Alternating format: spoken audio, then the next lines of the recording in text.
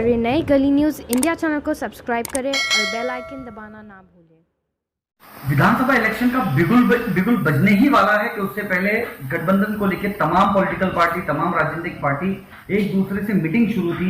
आज finally Samajwadi party, MLA और Maharashtra president Abu Asim Azmi की तरफ से एक ऐलान हुआ कि अब गठबंधन नहीं करेंगे और अकेले विधानसभा इलेक्शन लड़ेंगे। अभी साहब एक बहुत बड़ा ऐलान किया, जहां आचार संहिता शुरू होने वाली है और तमाम पॉलिटिकल पार्टी जो है वो गठबंधन की चक्कर में है कि एक दूसरे से गठबंधन करें। एक बड़ा फैसला आता है आपकी तरफ से कि अकेले विधानसभा इलेक्शन लड़ा जाएगा।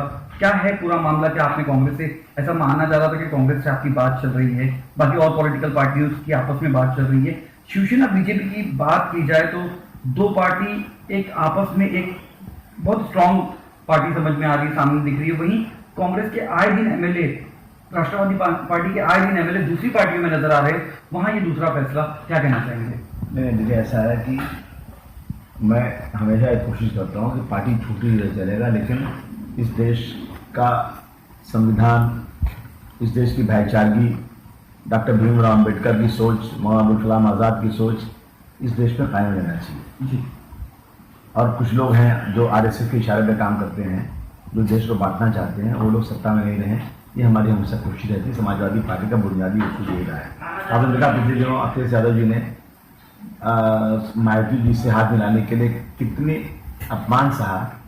जो सीटें उन्होंने काट दे दिया, कार्यकर्ता का नारा जो बोल नहीं हमें सीटें कहाँ मिलेंगे चलेगा, लेकिन किसी तरह से भी बीजेपी जैसी पार्टी, फासिस्ट पार्टियां पावर में नहीं रहना चाहिए।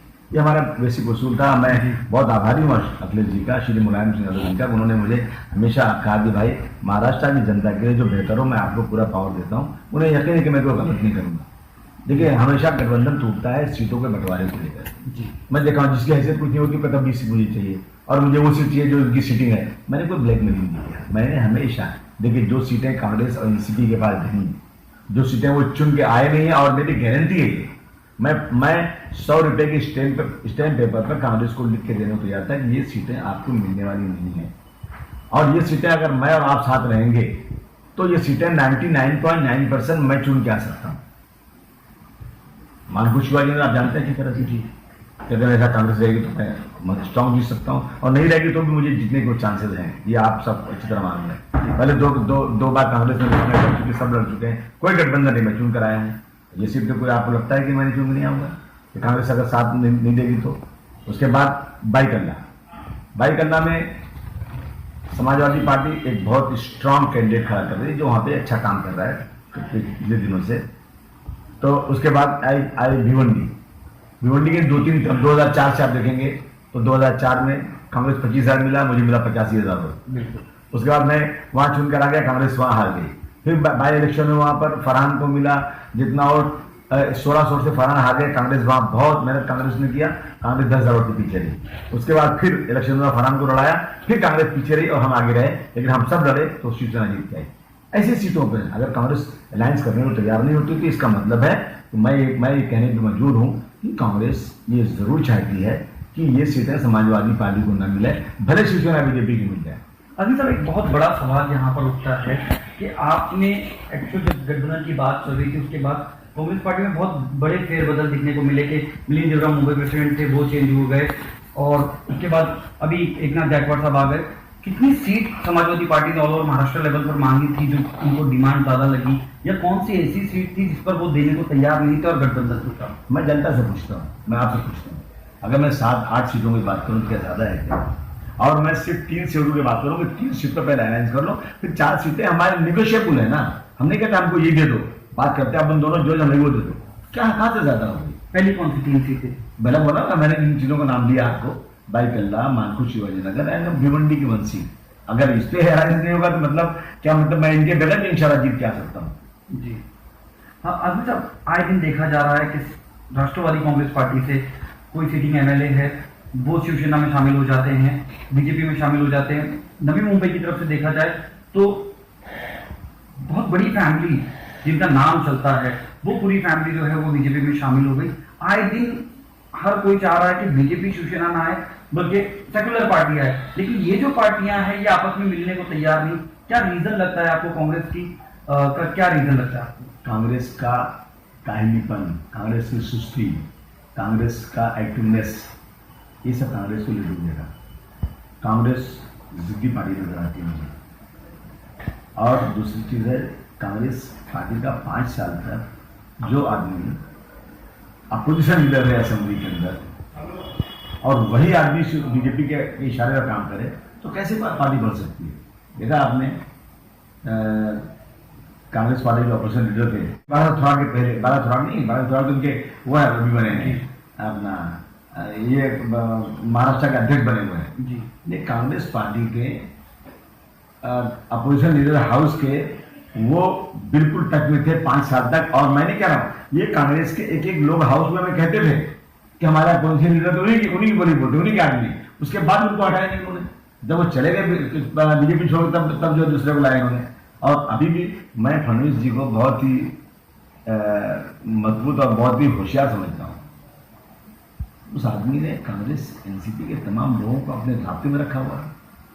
जो डिसीजन होगा उससे पूछ के कांग्रेस एनसीपी का होगा, तो फिर कैसे बात कर सकती है? अभी तक अब जो फाइनल बात है कि कुछ ही दिन बचे हैं आचार संहिता लागू होने के लिए। कुछ दिन पहले लोकसभा इलेक्शंस में देखा गया कि वंचित आघाड़ी और एमआईएम दोनों के गठबंधन से पूरे महाराष्ट्र लेवल पर 42 लाख या 43 लाख के करीब वोट हुए। क्या समाजवादी पार्टी उनसे गठबंधन की है? नहीं, देखिए ऐसा है कि हमारा गठबंधन प्रकाश अंबेडकर जी का और एमआईएम का था जी।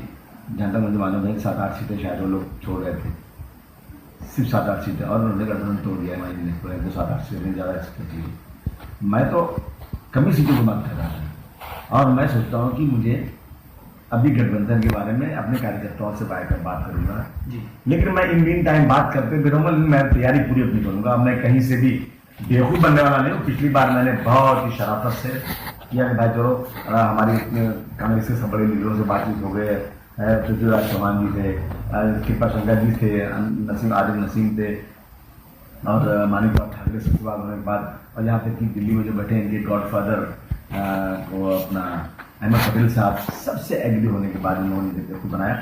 अभी मेरे पास वक्त है, एकदम एंड टाइम पर आकर गठबंधन पूरा हाँ टूटा था इस वक्त। तो मैं अब मैं जो है ना, मुझे बहुत डांटा था नेताजी ने कि तुम अपनी मनमानी करते हो। तुमको समझाया कि कांग्रेस एक धूर्त पार्टी है, कांग्रेस जो है बिल्कुल धोखा देगी आपको।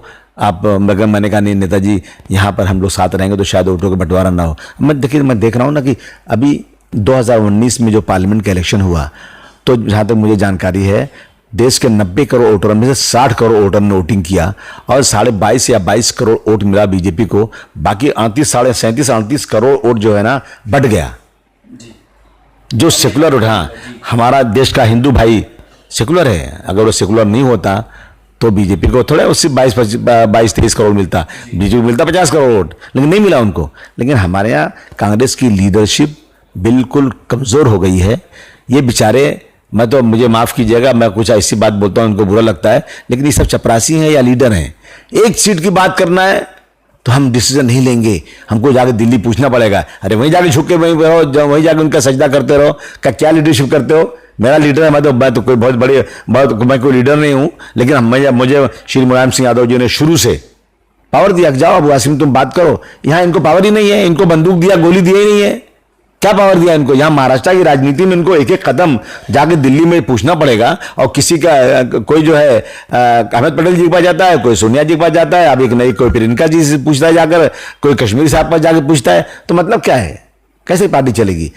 अफसोस ये है कि सबसे बड़ी पार्टी जो देश में बीजेपी के पास बाद है कांग्रेस है, लेकिन कांग्रेस विदाउट लीडर पार्टी हो गई है, लीडरशिप लेस हो गई पार्टी है।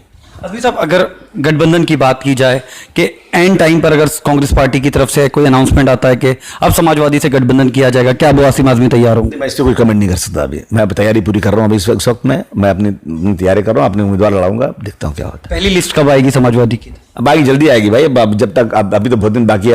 अभी आचार संहिता अनाउंस होगी। देखिए हम देख रहे हैं हमारा कौन सा उम्मीदवार अच्छा लड़ सकता है, कायदे से है, और कभी कभी एंड टाइम पे भी लिस्ट बदली करनी पड़ती है। अब देखना कांग्रेस के पास कौन सी लिस्ट है, कांग्रेस जिसको देना चाहती है टिकट तो आप वो आगे मिलता दूसरे दिन जाके बीजेपी में शामिल हो जाता है, कहीं शिवसेना में शामिल हो जाता है, तभी कुछ बोल नहीं सकते। आजकल के वर्कर्स भी माफ कीजिएगा सत्ता के लालची हो गए हैं। मैं आइडियोलॉजी वाला आदमी हूँ, सिद्धांत वाला हूँ। मैं जीतूं या हारूं, मेरी एक सीट आए या नहीं आए, लेकिन मैं सिद्धांत छोड़कर अलग नहीं हो सकता। 25 सालों से राजनीति कर रहा हूं और समाजवादी पार्टी से राजनीति शुरू किया था और मुझे लगता है वहीं खत्म करूंगा राजनीति। मैं सत्ता की लालच में कुत्तों की तरह से दुम फिराने वाला आदमी नहीं हूं, मैं किसी के तलवे चाटने वाला नहीं हूं। मैं अपने सिद्धांत पर अपने वर्करों के साथ लड़ाई लड़ूंगा। आगे जीत और हार अल्लाह के हाथ में। ये थे समाजवादी पार्टी महाराष्ट्र प्रेसिडेंट अबू आसिम आजमी, जिन्होंने क्लियर कर दिया कि ये अपनी तरफ से, समाजवादी पार्टी अपनी तरफ से पूरी तैयारी करती रहेगी। डिसीजन क्या होगा, जल्द ही लिस्ट आने, आचार संहिता लगने वाली है, लिस्ट जल्दी आ जाएगी, लेकिन अबू आसिम आजमी और उनकी पूरी टीम जो है पूरी तरह तैयारी कर रही है अकेले इलेक्शन लड़ने के लिए। अबरार चौधरी, गली न्यूज़, मुंबई।